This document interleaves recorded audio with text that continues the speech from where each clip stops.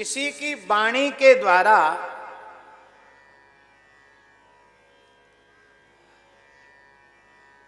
रस, छंद, अलंकार और भाव से युक्त किसी भी विषय का निरूपण किया जाए, प्रस्तुतिकरण किया जाए। कोई व्यक्ति अपनी वाणी से साहित्य शास्त्र की दृष्टि से समस्त रस, छंद और अलंकार से युक्त ग्रंथ का प्रणयन करे अथवा वक्तव्य को देवे, किंतु यदि उस वाणी में, उस निरूपण में, उस काव्य में, उस ग्रंथ में भगवान के यश का वर्णन नहीं किया गया है, तो जैसे कौओं को फेंके जाने वाला स्थल अशुद्ध होता है, कौओं को उच्छिष्ट दिया जाता है, तो जहां कौओं को खिलाया जाता है ना, जूठन डाली जाती कौओं के लिए, उस स्थान पर यदि हम पहुंच जाएं धोखे से, तो हमें स्नान करना चाहिए। अपवित्र होता वो स्थान। एक ऐसा स्थान बनाना चाहिए घर में जहां कौओं को, कौआ, कुत्ता, इनको उच्छिष्ट दिया जाए।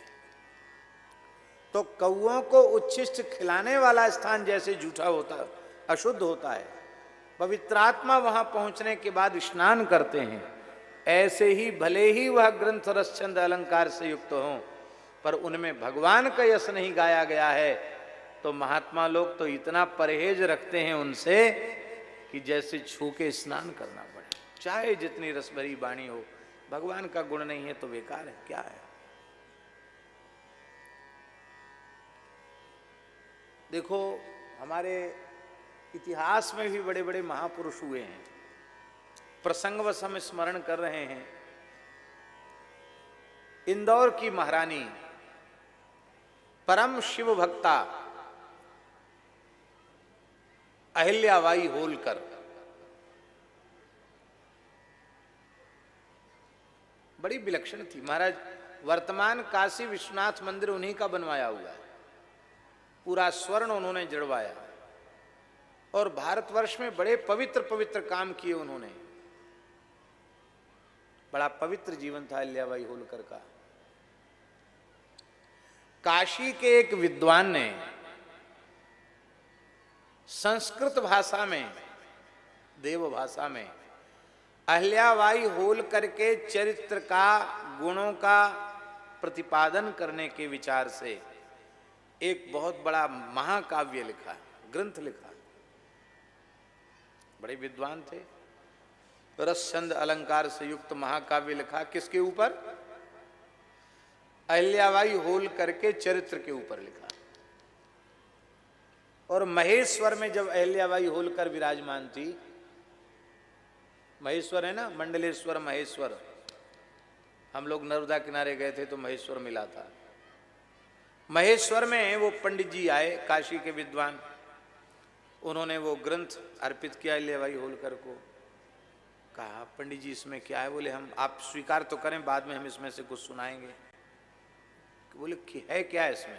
बोले, मैंने नई कृति लिखी है, नया ग्रंथ लिखा है, क्या है इसमें?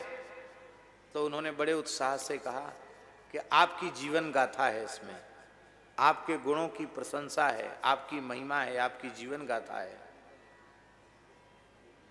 इतना सुनते ही उन्होंने कुछ स्वर्ण मुद्रा पंडित जी को दी, उदास होकर के दी। कहा, आपने अपना सब समय खराब करके, इतना श्रम करके आपने इतना बड़ा पोथन्ना लिखा, तो पारिश्रमिक तो आपको मिलना ही चाहिए, ये आपका पारिश्रमिक है। स्वर्ण मुद्रा दी उनको। उदार थी तो खूब ज्यादा ही दी होगी।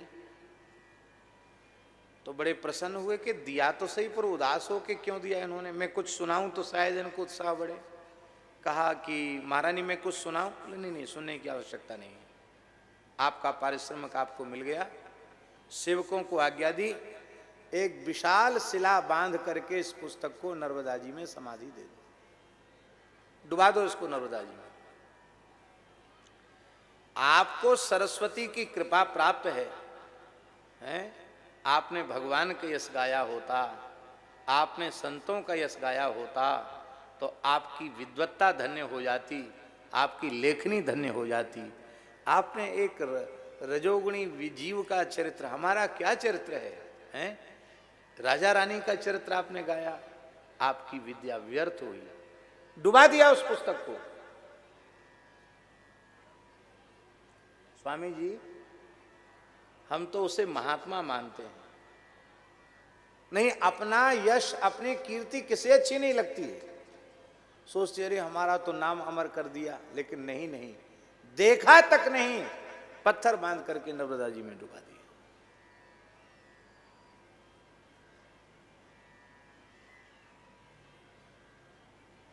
इस तरह से जिसमें लोकेशना का सर्वथा अभाव हो, मैं तो उसे महात्मा ही समझता हूं।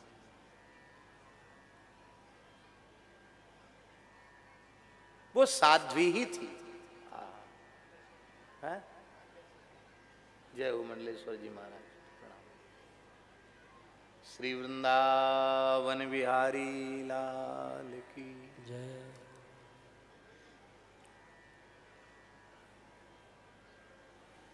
तो जैसे मानसरोवर के हंस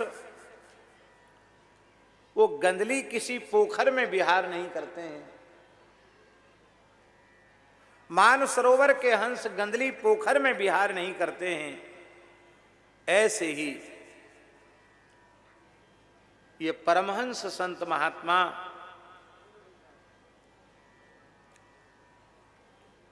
उस वाणी का श्रवण नहीं करते हैं, उस ग्रंथ का स्पर्श भी नहीं करते हैं, भले ही वह रस छंद अलंकार से युक्त ही क्यों न हो, जिसमें भगवान का सुयस न गाया गया हो, भगवान के भक्त का सुयस न गाया गया। और इसके विपरीत सबाग विसर्गो जनता संप्लवो यस्मिन् प्रतिश्लोक मबद्धवत्यपि नामान्यनन्तस्य यशोंकितानि यच्छृण्वन्ति गायन्ति गृह्णन्ति साधवः। और इसके सर्वथा विपरीत किसी साधु पुरुष के द्वारा, किसी प्रेमी अनुरागी महात्मा के द्वारा, किसी हरिभक्त के द्वारा भगवान का यश गाया जाए, अथवा भगवद यश संबंधी कोई ग्रंथ लिखा जाए, उसमें न रस हो, न छंद हो, न अलंकार हो, न व्याकरण के नियमों का पालन किया हो, न और किसी काव्य के नियमावली का परिपाटी का पालन किया गया हो, किंतु यदि उसमें भगवान का यश गाया गया है, तो बड़े बड़े परमहंस महात्मा भी भगवान के यश से, भगवान के नाम से अलंकृत होने के कारण उन वाणियों का गायन करते हैं, उनका पाठ करते हैं, उनका कीर्तन करते हैं और उनका श्रवण करते हैं। शृण्वन्ति गायन्ति गृह्णन्ति साधव। वक्ता उपलब्ध हो जाए तो सुनने लग जाते हैं, श्रोता उपलब्ध होने लग जाए तो गायन्ति, और उभयाभावे सति गृह्णन्ति। न वक्ता हो न श्रोता हो तो उनको गाते रहते हैं।